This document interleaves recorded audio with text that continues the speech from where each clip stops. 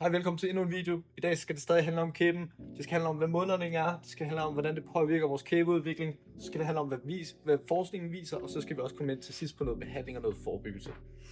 Mundernæring, det er, når vi indånder mere end 25-30% af vores luft gennem munden. Hvordan påvirker det så vores kæbeudvikling, når vi trækker vejret gennem munden? Jamen, når vi trækker vejret gennem munden, så vil vores tunge ikke hvile op i gangen længere, som den plejer.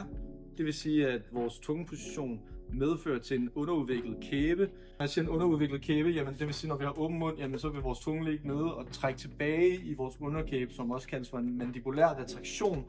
Altså når vores kæbe kommer for langt tilbage.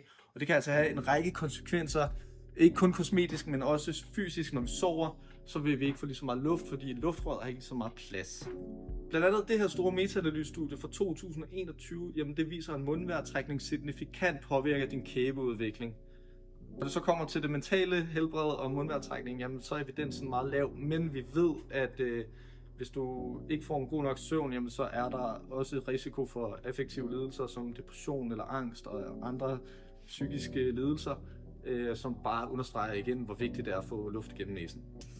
Om problemet bare bliver løst med en næsespray eller bare en simpel næsevejrtrækningsøvelse, eller om det kræver anden udredning af øre, næse og halslæge, jamen det må man finde ud af, men det er i hvert fald vigtigt at få dem screenet i en tidligere alder, de her børn, så vi kan få dem lært at trække vejret gennem næsen.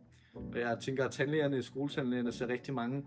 Min tandlæge, jamen han skulle aldrig have givet mig et nakketræk på, da jeg var 12 år, 13 år gammel. Jamen han skulle have sendt mig til øre, næse, halslæge, og jeg skulle lære at trække vejret gennem næsen.